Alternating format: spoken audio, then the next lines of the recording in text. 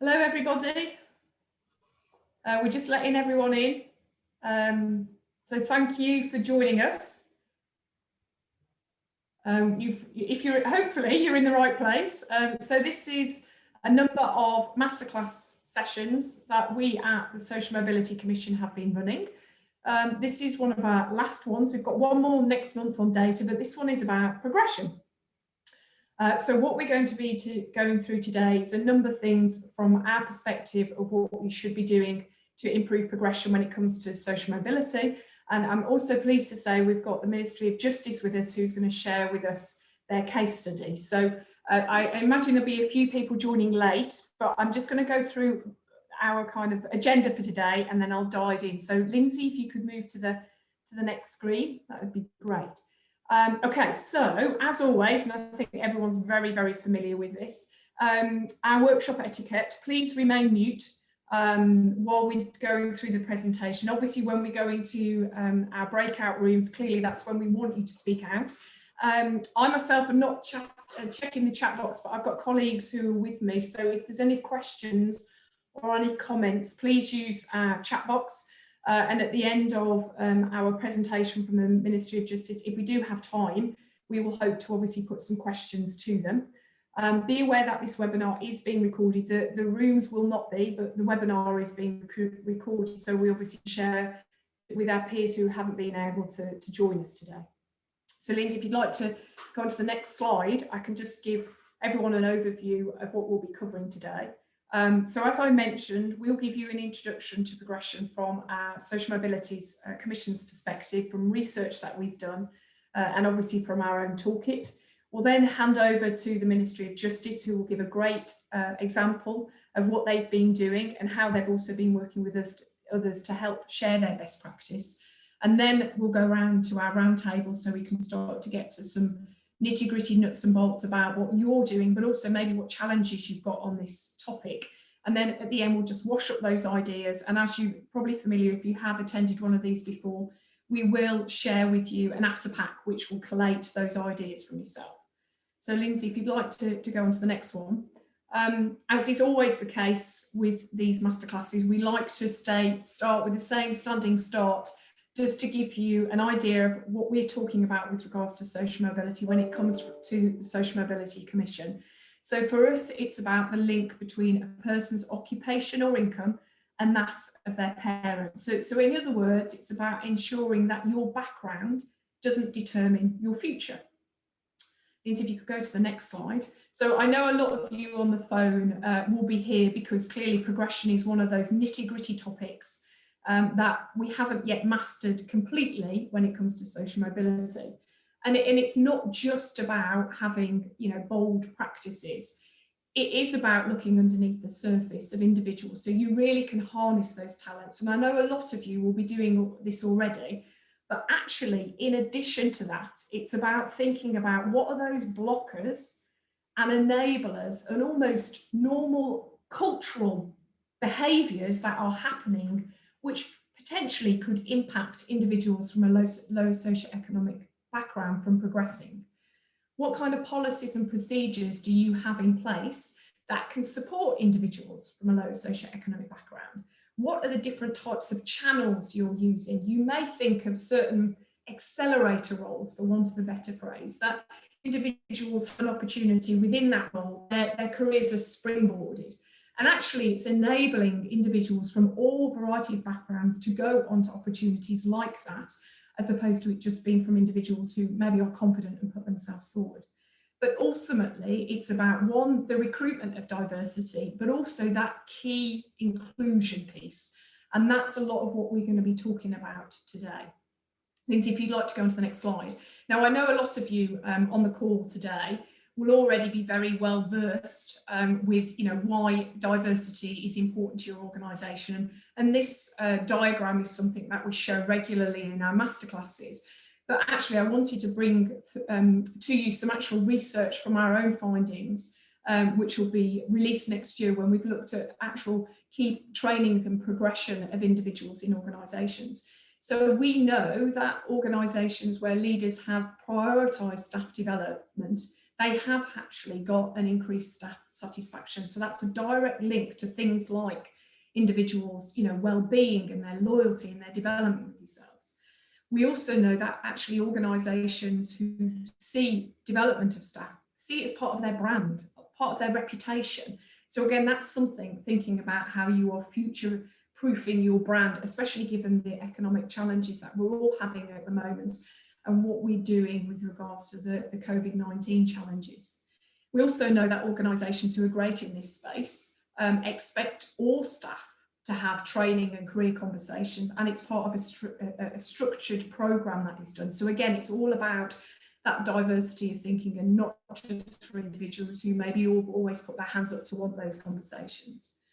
And really, organisations who do this well see the long-term aspects of retaining staff like this. So it helps with reducing turnovers and actually using staff more efficiently across the organisation. So there's lots of key points that from our own research, we found organisations who do great progression really benefit from this. We also went out and asked yourselves, could you go on to the next slide, Lindsay? Now, for organisations who do this well, and a lot of you do, there are opportunities. So this is an example from Kelly, who is from the Ministry of Justice. And she herself is from a lower socioeconomic background. And the Ministry of Justice have a catapult scheme, which they'll tell you a little bit about later.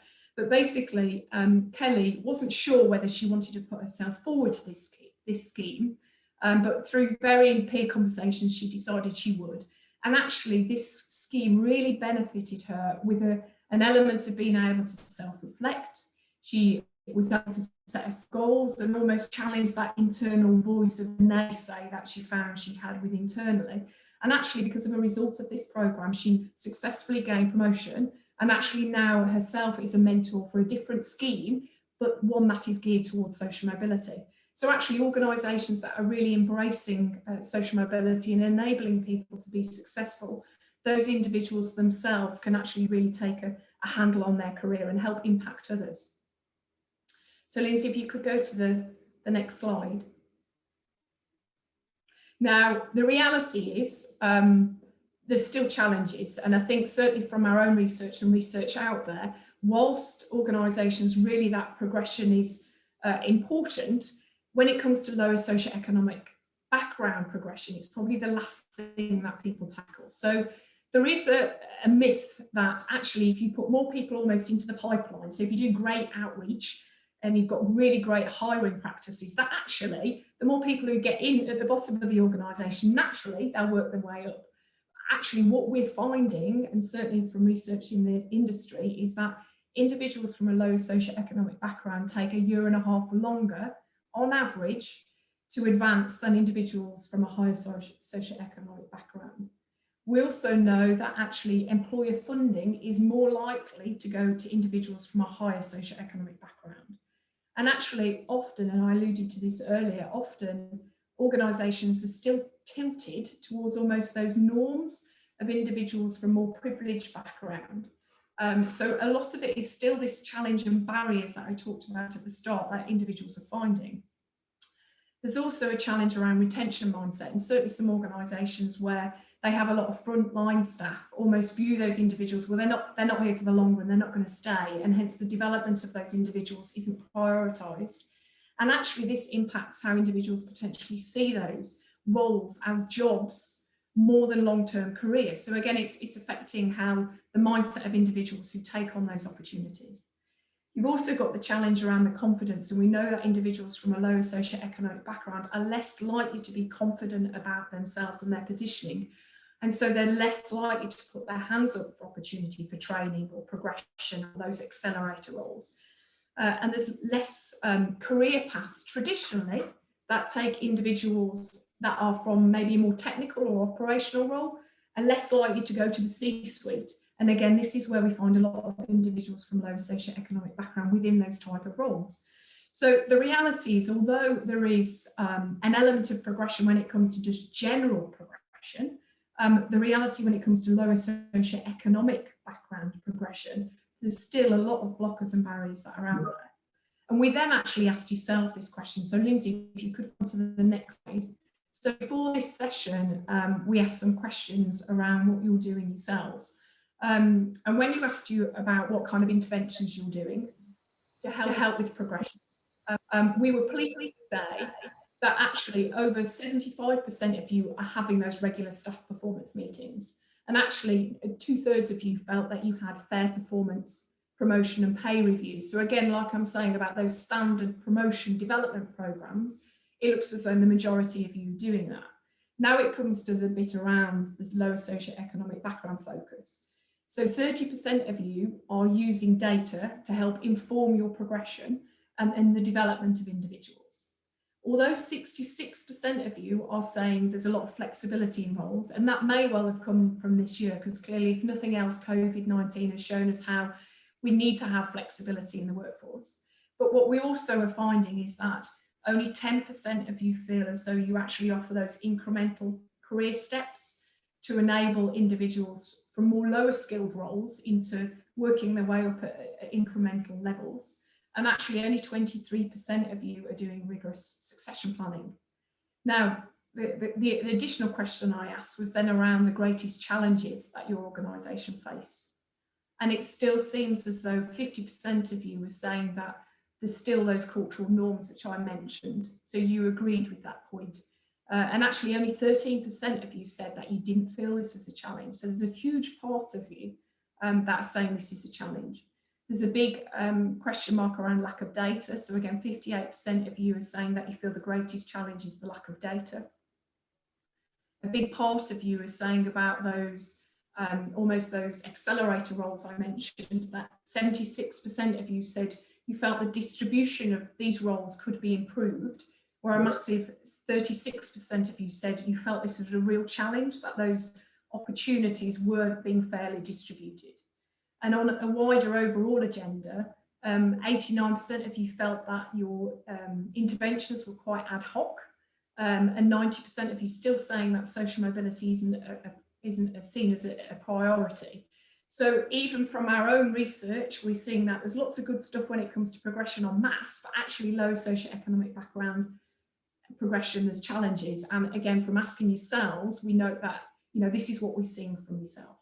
So Lindsay, if you could go to the next slide. So rather than talking about lots of statistics, which I know some of you will like, what we wanted to give you is then some workarounds of what we feel you should be doing. Now, this is a build slide, so don't worry, I'm not going to go through en masse straight off, but I just wanted to give you an idea of what we're going to go through. So the Social Mobility Commission developed a model really to help organisations understand a little bit around what they can do with regards to training and career. And there's 4 stages. So it's considering what you currently do, how you create new practices, take that out and communicating it, and then commit it. So Lindsay, if you could just click through.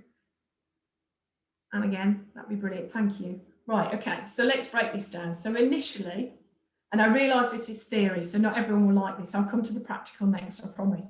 But basically, when you're thinking about what you're currently doing and what you want to be doing when it comes to progression practices, obviously think about what's already happening in the industry and what are accepted practices. Clearly that almost goes without saying.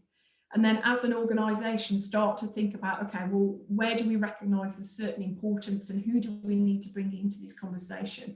But also crucially, and I do think a lot of this when it comes to frontline staff, because often they are the people who help with the promotion, they help with the development of people, especially at those lower levels where they need those incremental step changes. It's getting them to understand actually what are our priorities as a business and what are your priorities and challenges maybe in the regions or the offices that individuals work through. Lindsay, if you could go to the next bit. So once you've done that consider, it's then start to think about the create. So what are great examples of progression programs, and hopefully Ministry of Justice will talk, as I mentioned, about what they're going to talk to you about. How do you then bring that into your development strategy? So the social mobility development isn't just a standalone, this is part of your big development program. How can you then actually tailor this to the motivational leads of your frontline managers, so how they interact with their day-to-day staff, really to make a change when they've also got additional challenges coming from the top as well as the bottom. So once you've gone into that co-creation mode, Lindsay, if you want to go on to the next one, this is then about how you take this out, the communication. So how do you communicate this out to your sectors? How do you promote this and look at almost a champion strategy of rolling this out? But again, crucially, the front line, how you're giving them a voice to have that connection with their people. So when they've got the business pressures down upon them and they're saying, well, hang on, you've asking me to do this and now I'm asking you to that, it's for them realising the importance of the people element within that business objective. So you're giving them that voice to be able to do and make these changes. And then last of all, it's obviously that commitment. So Lindsay, if you want to just flick onto the next one, thank you. So it's ensuring you have got individuals to be able to really push this agenda. So you're showing that actually this is part of the business strategy, not a HR initiative, something like that. And then actually there are key elements that individuals throughout the business can get involved in. So Lindsay, if you just want to flick onto the next slide. So basically that's the overall, and that's, I realise, very theory-based, but now I wanted to take it through to the practical. Lindsay, you were right, don't worry. So this is now where we've almost got buckets when it comes to progression. And a lot of this is what you'll already be doing within your HR practices and your development of individuals. So what I don't want to say is this is separate. It's not. It's just as part of those programs, you are having almost a social mobility lens over those interventions. So you are seeing what else you could do with what already you've got out there, but actually what are those barriers and blockers that are stopping individuals from progressing, and we'll go through that now. So when you're looking at leadership and culture, clearly there's going to be a big part of management and leadership commitment, and we talked about that in our leadership and culture masterclass if you're able to attend. We need to have this drive around this inclusive culture, and this isn't going to happen overnight, and a lot of you will understand about the fact that obviously this is a long-term game, but for us it's about actively addressing those behavioural cultural codes. And what I mean by that, and I alluded to it earlier, is that where individuals who are, naturally in the environment very confident or put themselves always forward because they are from a high socioeconomic background or a privileged background, and hence it's in their DNA almost, address actually what are those barriers, which means that someone from a low socioeconomic background who isn't used to presenting or putting their hand up in meetings or tapping a leader on the shoulder at the water cooler and having a conversation with them. They're not doing that, and hence what are the additional things you can do to support individuals to actually showcase who they are, not to conform to behavioural culture codes, but actually to showcase the differences what that people bring to the organisation. In the workforce element, these are more tactical. So we talked about career pathways, and I imagine a lot of you will have those career pathways, but again, it's thinking about incremental levels. So again, if you have someone who is on the front line and maybe does quite a manual role, what is the little bits of development they could have to then get them to that managerial level? So it may be extra things that you have to give into their role, which aren't actually part of their role, but it enables them to develop those skills. So it's thinking about those types of things.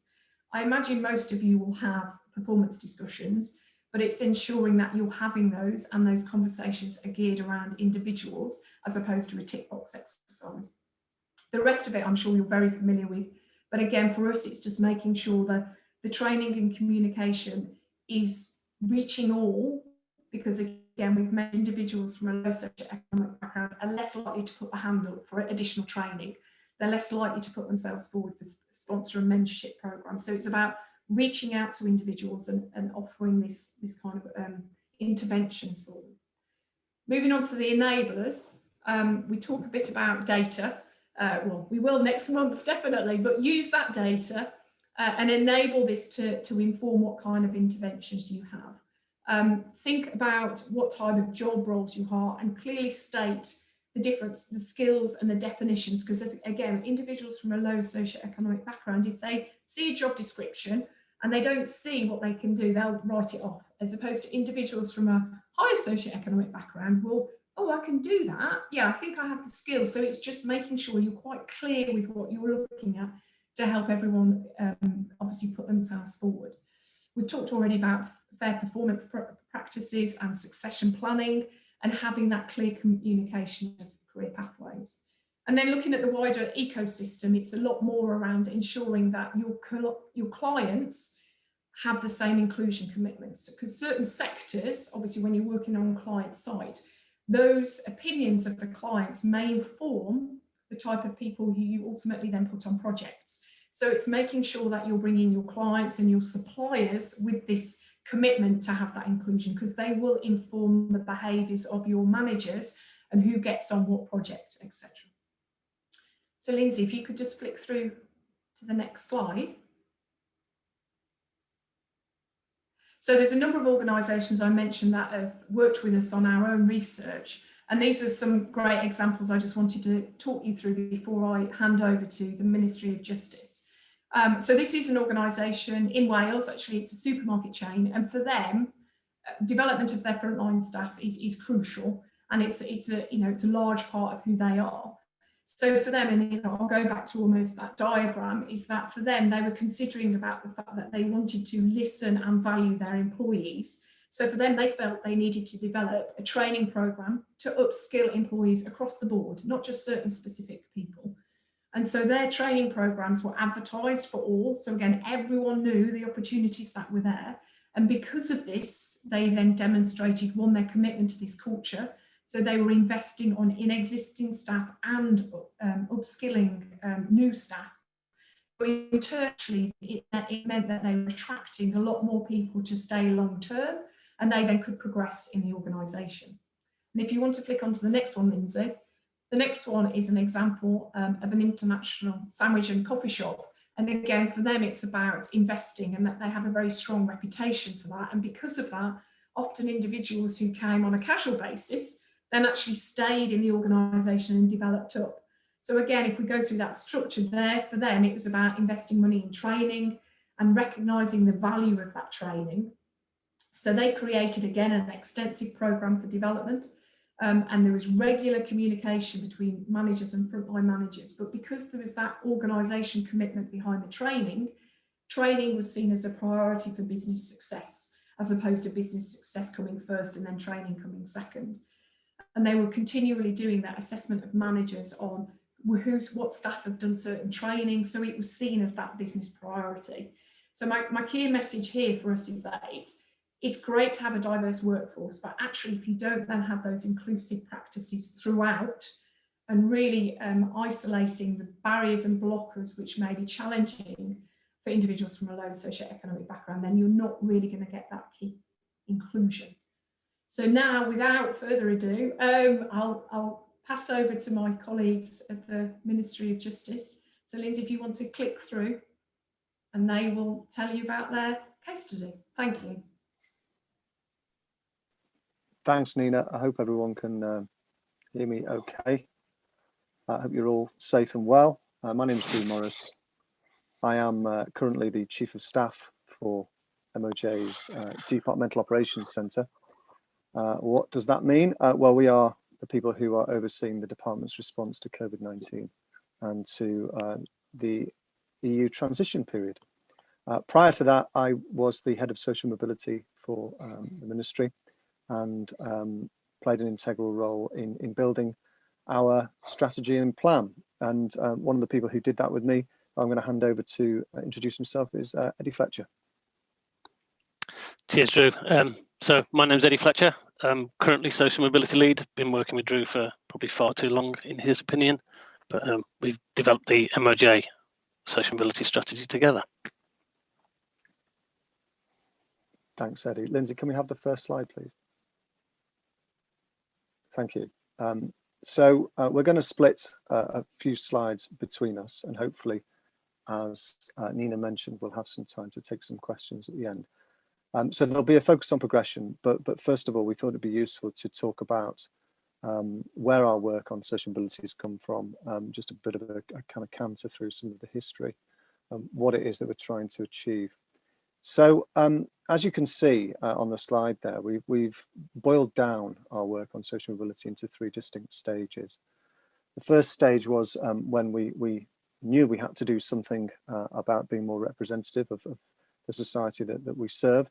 And so we spent quite a bit of time doing research and thinking about best practice and what was going on out in the wider UK with regard to social mobility. So that involved quite a few conversations with public policymakers and with academics and so on, a lot of reading and a lot of qualitative research with our staff to see how they felt and what their lived experience was with regard to how the organisation was offering opportunities to them, or whether it was offering opportunities to them, and whether or not that aligned with what their expectations were when they joined, how those expectations had changed as they'd gone through their employee life cycle, and what the links were between their socioeconomic background and their experience of their career. So we moved into creating a plan after that, and we'd seen from research with other organisations that those organisations that had plans and actually had objectives and set themselves targets tended to be the organisations that were achieving the most. So we thought that was a good approach to follow, and that's what we did. We launched the plan at a series of national events where we invited speakers from within the civil service, which of course we're a part of, but also we had speakers from wider industry, so people from the likes of Nissan or Grant Thornton, and some public policymakers and academics as well. Crucially, we got our staff involved in that, and we did a lot of real-time feedback at those events to check our understanding and to see what staff thought of that plan. So a real sort of pacey consultation. And we got enough input to create a second plan very quickly. So we went with that second plan for about 1.5 years, and then built a third plan, more strategic in nature, more ambitious, and with more stretching objectives, but with the same aims running through it, which are the 3 boxes that you can see on the right-hand side. So those aims are firstly to make the ministry reflect the public and the society that we serve. We want to bring people into the organisation and enable them to develop their careers based on what they can do, so their merit and their potential, not on how they present themselves or what we call their polish. So we're looking at ability through a very broad lens, where we are trying our utmost not to simply recruit to type, but to look much more broadly, and to try to increase the cognitive and cultural diversity of the department.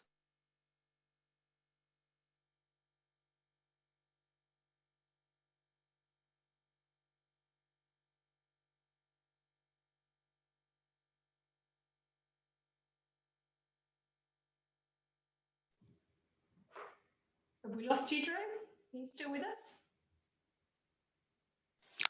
It looks like we've lost him. He's just been booted out. Okay, I'll carry. I'll try and pick up in Drew's footsteps, which is always entertaining. That's why we have 2 people on here. It's like it's very much like a double act, myself and Drew.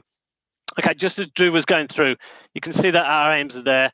It is very much around that merit and that potential,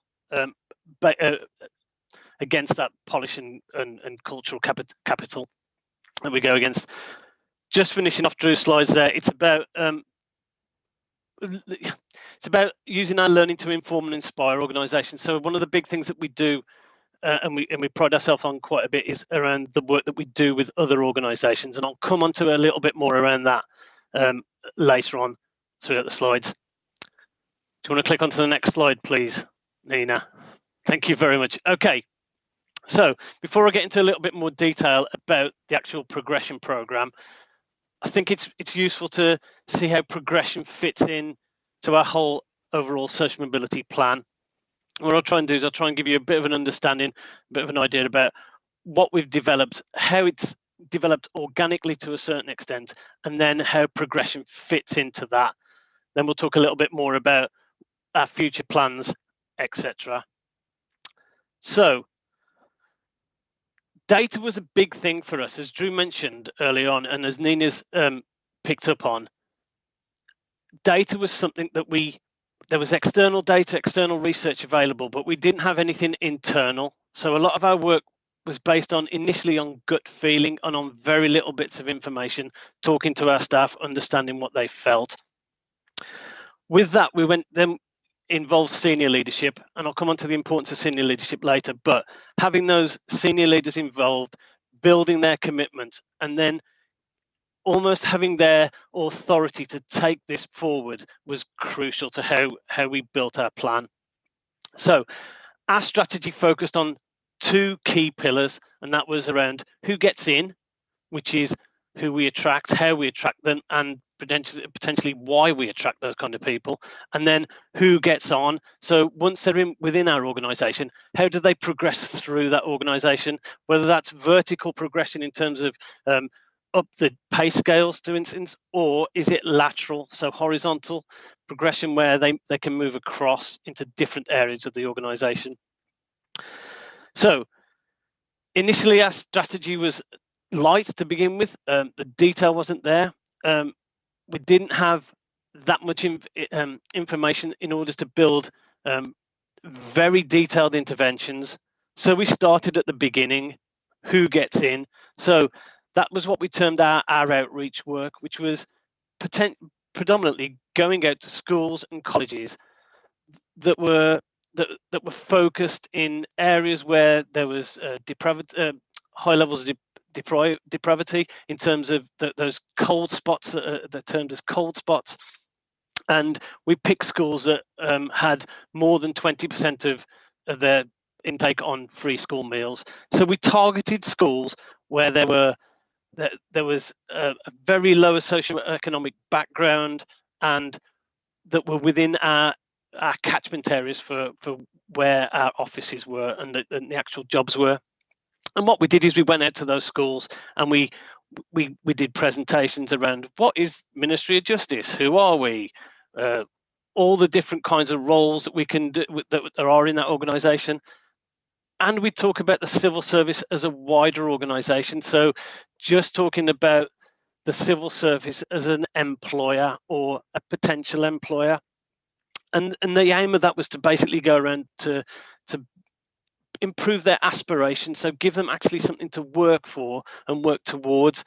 Most of the kids didn't even know that civil service existed. They didn't know what the Ministry of Justice was. They knew what a prison was and a court was to a certain extent, but they didn't know who we were and the breadth of the organisation. So going out, having those conversations and looking to inspire kids. So that aspiration was a key driver early on. That then quickly moved into that confidence, building confidence. So speaking to 100 kids in a school, you might get 5 or 10 who actually come away and say, I'm quite interested in that. I didn't know about that. I'm quite interested. So using our staff and our what we call our ambassadors within our organisation to build their confidence and their aspiration, for them to actually think that our organisation was for them. You know, the civil service had a very negative opinion of being very white, posh people as civil servants. That is it, and with some element of truth there to a certain extent. But going out, busting those myths was a big thing for us. Once we'd started to do those schools visits and those college visits, it quickly became apparent that a lot of people wanted more. They don't want to talk to us. They actually want to experience us. So we built a work experience program, relatively fast-paced, where we had children from lower socioeconomic backgrounds coming into our organisation. Obviously, this is all pre-COVID. We're not doing it at the moment, but we will be back to it. But we had them coming into our courts, coming into our offices, understanding how the organisation works. We also built mentoring programs around that. So they might come in for a week, but if they were still really keen, then we could attach them to a mentor, a member of staff in our organisation, who would just provide them with that guidance and that support as they go through their education and their early career. So in order to deliver that, we created what we call our ambassadors, as I've alluded to. They are key staff within our organisation who are passionate about social mobility, wanting to give something back. And we use them as volunteers to go out and deliver a whole raft of things for for our social mobility strategy. We call them our social mobility ambassadors. Within our organisation's about 73,000 staff. We have about 1,300 social mobility ambassadors who go out, host work experience placements, are mentors, and do our outreach events as well. What the success of that schools program gave us was a vision of how we look outwards, but pretty soon we realized that we needed to look inwards as well. As Nina and both Drew alluded to, staff from lower socioeconomic backgrounds progress at a slower rate than those from more privileged backgrounds. And what we thought about is, if we're encouraging people to come from slower socioeconomic backgrounds to come and work in our organisation, what are we doing once they're in our organisation? How are we supporting them to progress at a similar rate? It's not about accelerating their progression. It's about just bringing that level of fairness back. So we developed our Catapult program. Early on, it was very much we need to test this. Will it work? Is there an issue? Will people want to sign up to it? Will people understand what it does? Very quickly, our Catapult program was a mentoring stroke sponsorship. I think initially the idea of using mentoring was, we weren't too sure whether we should use it, because predominantly it was about sponsorship. So the issue for staff from lower socioeconomic backgrounds for our organisation was not that they weren't talented, not that there wasn't potential, and not that they weren't passionate. It was that they didn't understand how to maybe navigate the organisation. Those unwritten rules are there that they might not understand. Also, gaining contacts, understanding how the wider organisation works.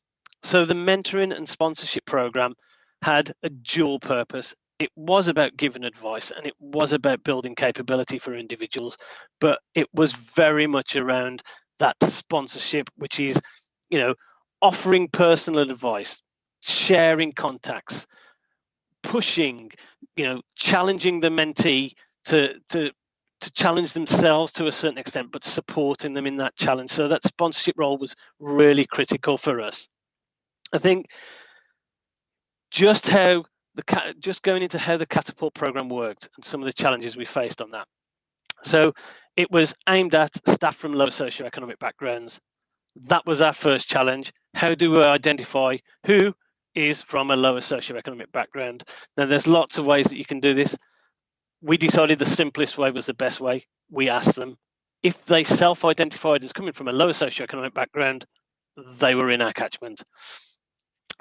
We aimed it at staff who were of entry-level grades, so you didn't have to be a new member of staff. You could be at an entry-level grade, so some staff have been in there 10 years, but they've been at the same grade or stuck in those roles for a long time.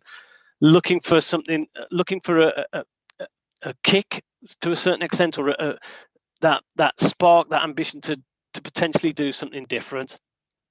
So that was our mentee cohort, looking at those kind of staff, lower grades, and who self-identified from coming from a lower socioeconomic background. For our mentors or our sponsors, we were very specific. It was grade 7, which is senior management levels, through to our senior leaders.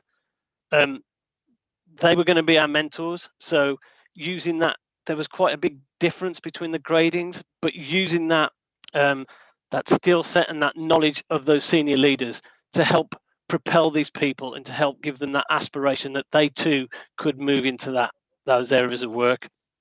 So choosing people was quite complicated for us. We were overwhelmed initially. We expected 30 to 40 in our first cohort. We had 180. So it was very difficult to match those mentors and those mentees. Once we'd done that then started the word of mouth. So I'll come on to communication a little bit later, but it grew organically to a certain extent. So the way it works is the mentee gets a guaranteed 1-hour interview once a month for 6 months. That's the guaranteed minimum. We ask the mentee to be the initiator. So once the matches are sent out, it is not the mentor that does the chasing, it's the mentee. So again, giving them that responsibility, getting them to chase that down and getting them to make sure that their appointments were met. The role of the mentor was very much supportive, moving people on, sharing. In some cases, there was shadowing taking place. They were giving them opportunities to present little pieces of work, and actually some of them gave opportunities for staff to move on to do little pieces of work. I think we've now done 6 cohorts of Catapult, and it's becoming very, very prominent that this is working really, really well. We regularly get 90%, 97% plus success rates in terms of enjoyment. How are you getting something out of it? And that's from both mentors and mentees. And our mentors tend to not just do one, they sometimes do 2 or 3. They have 2 or 3 mentees at the same time, which is good. One of the interesting things was, when we talk about success measures, is what is a success measure of a progression program? Is it people progressing vertically, so upwards through the organization, or is it people enjoying the experience and not doing anything with it? I think what we do is we use a number of different ones. When we talk about progression, we didn't talk about it as a vertical progression. So you didn't have to get promoted to be successful. It may be that you were stuck in a role and you could move laterally and use your capability and your passion in a different area, and you just needed that support to see that there were different roles out there. So when we evaluated based on that. Have you moved role? Not necessarily upwards, but more across. And a third, within 6 months, a third of our mentees had progressed either vertically or horizontally. So other things that we got out of it. So the mentees were getting really good. We were getting really good feedback from mentees. They really enjoyed it. They felt more confident. It was building their aspiration to think, yes, I can do it. A lot of them were going on to do additional training courses, such as apprenticeships. But what was really interesting was the mentors. So mentors were doing it sometimes out of but I think they take the most out of it in terms of understanding that staff from different backgrounds are really, really useful. They add so much to the organization. They bring their passion, their capability.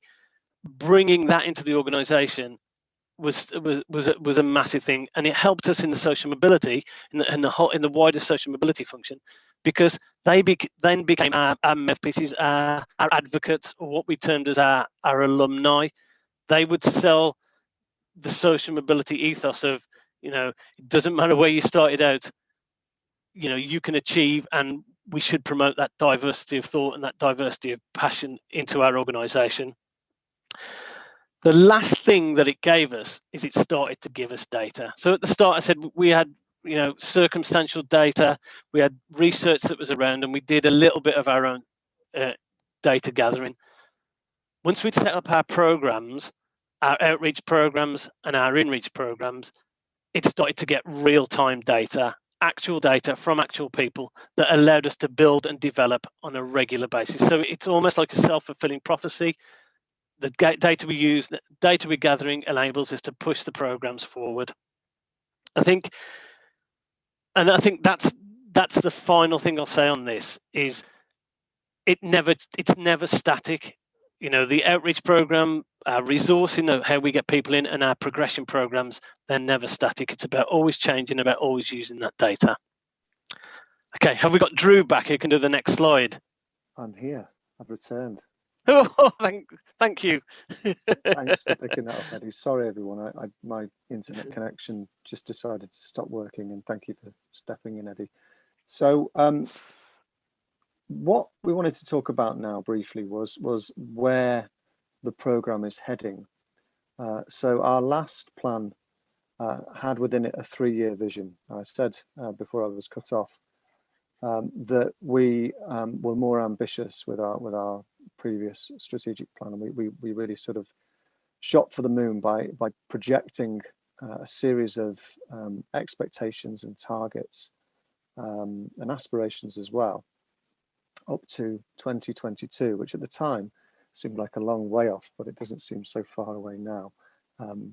So effectively, what we wanted to do as an organisation was to weave a commitment to social mobility right into our fabric. So everything that we do in MOJ, our aim with the social mobility strategy is to make sure that we are meeting those three aims and objectives that I got halfway through talking about on the first slide. So being more representative of society, helping to ensure that individuals came into the organisation and progressed through the organisation based on their potential rather than on their polish, but also leveraging the benefits of a more socially, economically diverse workforce for the good of the organisation. So making sure that we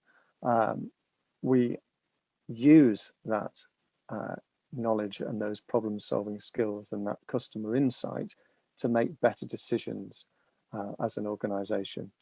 So alongside that, we have made a commitment to transform our culture. So we want to be as inclusive as possible in the most tangible way, not in a performative fashion, but in a genuine manner that means that individuals are interested and have an active commitment to learning about each other and becoming more aware of society as a result.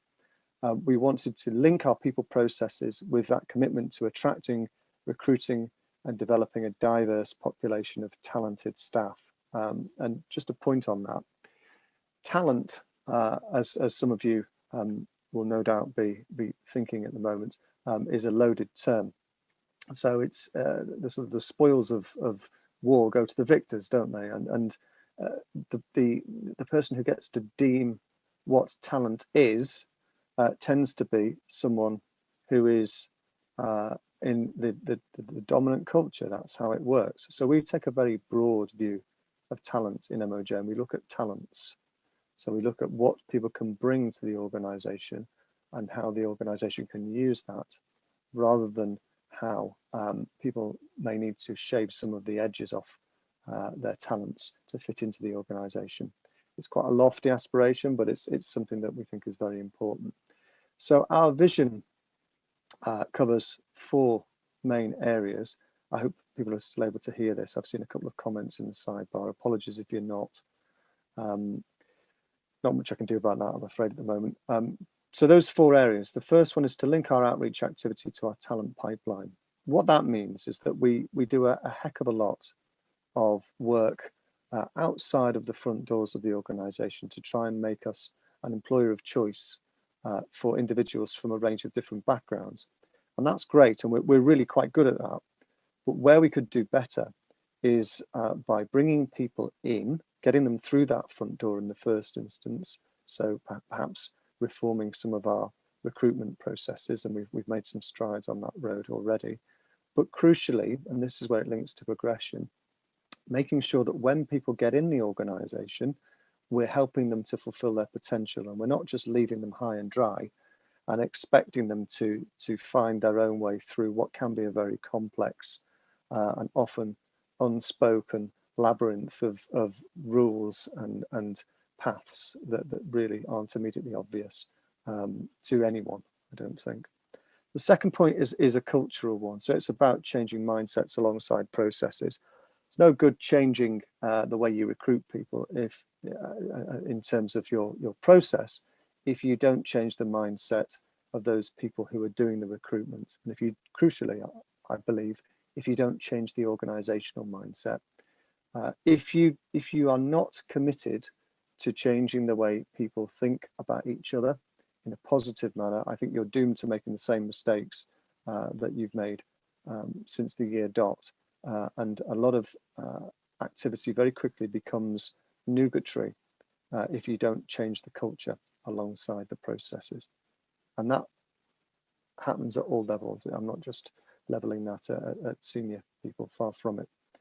The third point, hopefully fairly self-explanatory, and it plays into what Eddie just mentioned about having a greater insight into the data that is possible to be generated by building initiatives and seeing what comes out of them. So having done that, we've got quite an impressive suite of numbers and metrics and targets now in MOJ around social mobility. So we can take a data-driven approach and we can track our progress and we can fine-tune some of those initiatives to make sure that they're actually dealing with the issues at hand and providing the outcomes that we want as an organisation.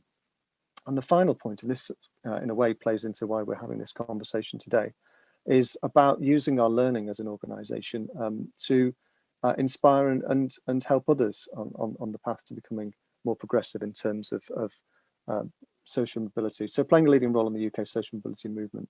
That term is something that we use in the civil service now, sort of fairly casually, I think. But a couple of years ago, the concept of a UK social mobility movement comprised of public and private organisations who were working towards the same end of creating a more inclusive workplace seemed like a bit of a pipe dream. So I think it's testament to the collective success of probably of all of us on the call here, that we can use that terminology, and I would hope that we have a shared understanding of what that means and what our part is in that movement. Lindsay, could I have the next slide, please? Thank you. So when we were building these slides, Nina and the team asked me and Eddie and I to come up with some key lessons that we've picked up along the way. And some of these refer to progression, some of them are more general, but I hope you'll bear with me and I hope you'll find them useful. So some of them will touch on things that have already been said, and I'll hopefully provide a little bit more insight, but if I don't, please forgive me. So the first one is around leadership support. I think that's pretty self-evident. You're not, as an organisation, going to have a coherent progression strategy or more broadly, a social mobility strategy that's going to deliver long-lasting, meaningful change if you don't get leadership support. It's the same for any change programme. You can build from the bottom upwards, but at some point you're going to hit the permafrost and you've got to try and find a way through it. So in MOJ, we were fortunate enough to have a couple of very senior sponsors, one of whom was a Director General. And they gave me and the team the latitude to build initiatives and to take a few risks along the way, with the aim of delivering a goal that at that time, I think it's fair to say, was not particularly clearly defined, other than a few sort of aspirations. And then, of course, over time we've added data to it, and it's become a much more coherent picture. The second point is that if you're starting from scratch, it's pretty hard to do anything, I think. So, I mean, you heard me say at the start that we in MOJ went out and spoke to anybody we could, anyone who listened to us or let us ask them questions, to try to gain some insight into what was working in both the public, private and third sectors, frankly, to get an understanding of what we might be able to do in our department to make that change that we wanted to make. So the lesson there is knock on doors, speak to people, don't be backwards in coming forwards and making those relationships. And the offer is there from Eddie and I. If anybody wants to contact us and ask us any questions outside of this meeting at any point, I'm pretty sure our email addresses will have been shared. So just drop us a line, and we're only too pleased to help. We've not got all the answers, but we have been on this journey for a little while now, so we've certainly got some lessons to share. Third point, resilience. This isn't easy stuff, otherwise everyone would be doing it. So you've got to be pretty resilient. You've got to maintain that focus on why it is important on what you're doing and why it's such a vital thing to be more inclusive and to level the playing field to enable everyone to achieve their potential. Because not everyone will agree with you. And where you have upward mobility, of course, you have downward mobility. And that's a difficult message to sell. I'll come on to that probably a little bit more in a moment, a couple of bullet points down. Data, we've talked about that a lot. My view on this, and I'm not sure everybody shares it, but data is useful to support a business case and to demonstrate why a more socioeconomically diverse workforce can contribute real benefits to your bottom line. But on its own, it's not the be all and end all. It's just data. So I think it's really important to recognize that when you're generating data, you've got to be able to use it properly, and you've got to be able to have the story and the lived experience that kind of goes with it, because on its own, it can be manipulated in any manner. And ultimately, whilst data appeals to certain people, it won't be worth anything if you can't get the human story to appeal to those people who have an emotional connection with the social mobility agenda. Which brings me on to the next point. Not everyone gets this.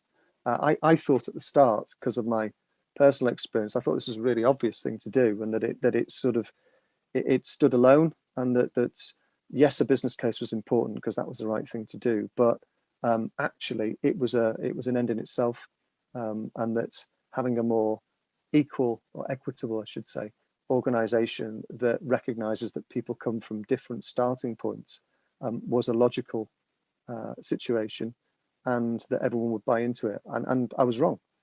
And what I've come to realize is that it's this emotional connection. If you've got an emotional connection to the social mobility agenda, by which I mean you may have had personal experience of some of the challenges presented, or you are able to affiliate with some of the situations that you can perceive and you can understand, and you have a connection to personally to why that might not be the way you would want your organization or society in general to operate, then you get it. But not everyone does get that. So this is where data really comes into its own. And this is why a business case is so important for me, because it really helps you to sell the benefits of a socioeconomically diverse workforce to everyone, not just to those people, like I imagine most people on this call, who get it from personal experience. Last couple of things, perceptions of risk to other employment groups. When we set up the social mobility work and we started looking into inreach and into outreach within MOJ, there was some difficult conversations with people whose work focused on particularly on protected characteristics, because it was felt, and I totally understand this, it was felt that there'd been so much effort and work underway in those areas for so long that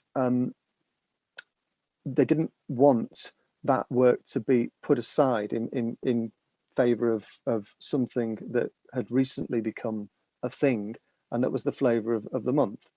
And what we've tried to do in MOJ is to engage and have really honest and frank conversations about the fact that a socially diverse organization and society supports the agenda of protected characteristics, and that actually it cuts across it, and in no way does it detract from the really important work in those areas. And actually there is probably greater value to be had from combining forces and looking at the intersectional aspects, because the data that increasingly is being unearthed and interrogated shows that there are huge intersections between protected characteristics and the socioeconomic background that people come from. So I think it's about presenting a complementary picture and recognizing that they are different elements, but that they come from the same place, and that place is one of equality of opportunity. Final point on this from me, where people are participating in your initiatives, be clear on what it is they're going to get out of it. I hate to think that people would join any of MOJ's social mobility initiatives as a participant, so someone who's having something done to them, or as an ambassador with the sole aim of just getting something out of it themselves, and that's guaranteed. Of course, it's not. What we're trying to do is to signpost and to open the doors and to equip people with the skills and the knowledge to do what they want with those tools, what we're not about is just tapping people on the shoulder and slotting them into this dominant culture and saying that we've kind of we've snuck you in. It's not about that. It's about collectively working towards a better organisation, and I firmly believe that everybody, whether a participant or a senior leader or whoever they may be, has a part to play in that. Eddie, over to you for the final slide.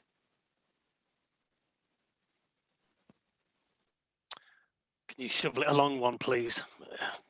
Thank you. Okay, conscious of time, I'm going to whip through these pretty quickly. I think we've covered them in quite a lot of detail in what we've done already. If all you do is, if there are a few things that we could say to you, just do these and it will make a massive difference. Leadership and culture, it's critical.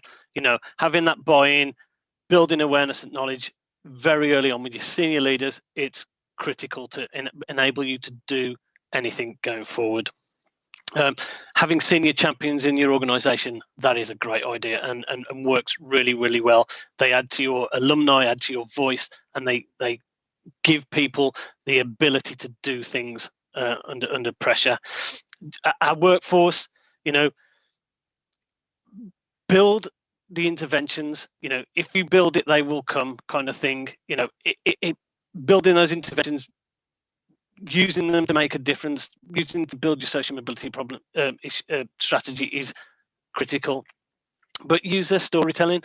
You know, as a team, there's only so much we can do. Actually, it's the organization, it's the culture within it, and it's the people within it that actually make that social mobility strategy work.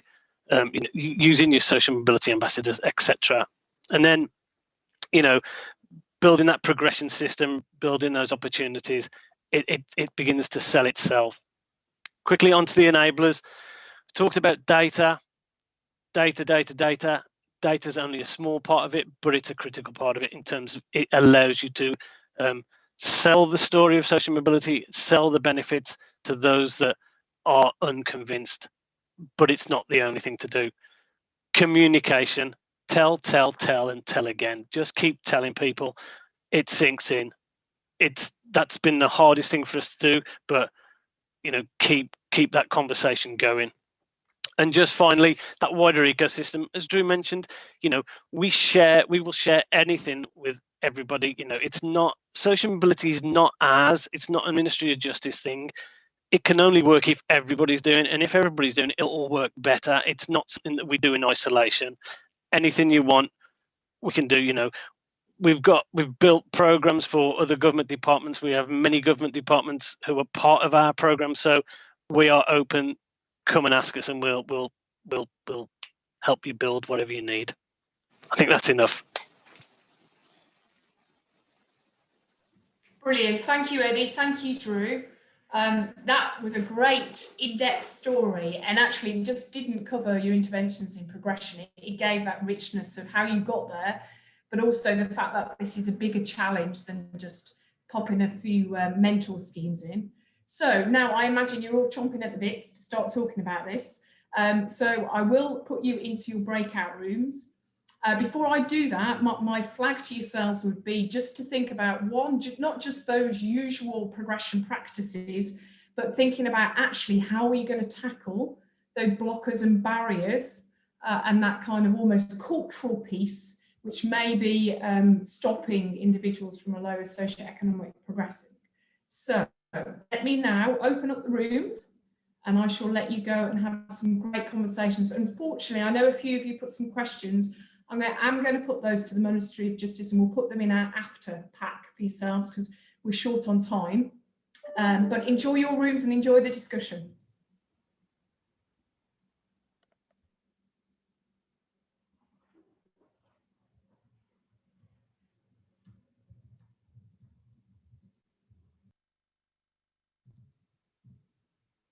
Hi there, sorry about that. I did the classic talk and I was on mute. So let's start again. It's been a long day. Hello, everyone. It sounded as though you were having some great discussions, which was great. So now, Julia, I'll throw it over to you so I can stop blushing at my technical failure and see if you can give us some examples of the kind of things that you're talking about in your group. Oh, thank you, Nina. You just gave me time to gather my thoughts, so thank you for that. Yeah, really good conversation. We had Drew in our group. Just a few things we touched on was the message to really design progression pathways from the most junior levels upwards, and really think long term, what is the pathway that people are going to go through. Then we talked quite a bit about engaging senior leaders, and the point that stood out to me was it's a two-way street. So it's not just for people coming into the organization from different backgrounds, kind of assimilating into the culture, but it's really for those, particularly for people in managerial positions, to realize all the kind of additional education that they would have gotten around the unspoken rules, the norms, and really kind of changing their own mindset and changing their own behaviors to accommodate other people and to celebrate other people and to learn from each other and to really kind of appreciate that difference.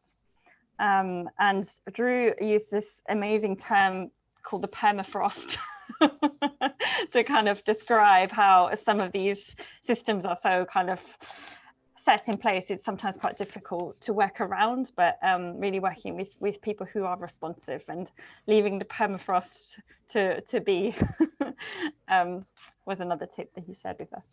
Yeah. Great, thank you for that. Maybe that's a cool phrase that we can take with ourselves. And Janice, was there anything you want to add before we wash up?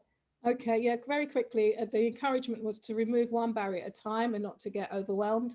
But also someone talked about being tarred with a brush because of the certain people's assumptions, and ageism came up as well in terms of progression. Okay. And also just the fact about how to negotiate the hidden codes and the shifting sands. And Eddie spoke to that and said sponsorship was a good way of working with that. But all in all, the final message was about being inclusive, bringing people in with offending backgrounds so they can help develop different policies. And so, yeah, just getting the people in who know about the particular area we're trying to develop and have them as part of the policy team. So there's a real push for people in policy. Great, thank you, Janice, thank you. And thank you for everyone for being active in those discussions.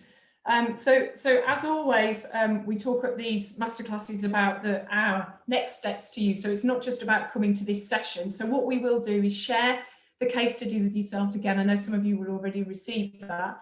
And we'll obviously develop a checklist off the back of this session, which really is quite a detailed, almost action-orientated checklist. So you can see right status of where you are as an organisation against these kind of activities that we've discussed. So you really start to make a change. I also just want to bring you to attention of a number of events, because we've got a lot coming towards the end of the year that we're doing at the Social Mobility Commission. So we've got our data kit launch, which is happening next week, and this is about the data we've talked about. We've reviewed all of that, and we've got some recommendations to make this simpler and maybe more light touch for some organisations, as well as how you can look at certain targets. So that's coming out of the early next week. We've got our data masterclass, which is the last of these series, which is the 3rd of December. And within that, it's going to be a lot more about how you can crunch data and work it, as opposed to having roundtables.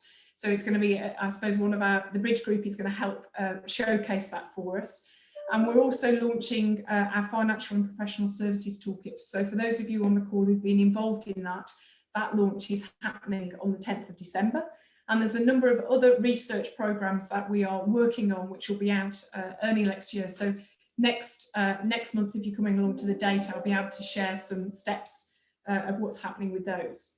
So from our side, as always, we kind of have a call to action. So for us, it is in your gift as employers, and for if you are part of membership organisations, really to be in advocacy about this change. So please enable others to flourish, and ultimately your business will too. So as always, be an advocate, tweet about social mobility, go on our website, look at what we've got out there and share that, because the more people who become part of this momentum of change, the more likely we'll start to make an impact in social mobility. So thank you for joining us, and hopefully we'll see you again at one of our masterclasses. All right, take care everyone. Bye-bye. Bye everyone, thank you. Bye everyone. Thank you. Bye. Bye all. Thank you.